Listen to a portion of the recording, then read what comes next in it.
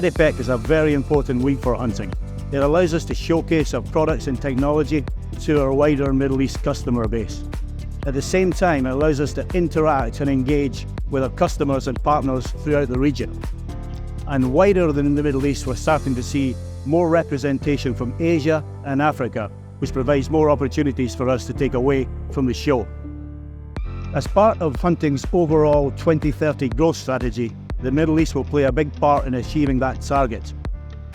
Demonstrating that, in 2024, we will open up a new 15,000 square metre facility in Dubai, and at the same time extend our existing facility in Dammam, Saudi Arabia.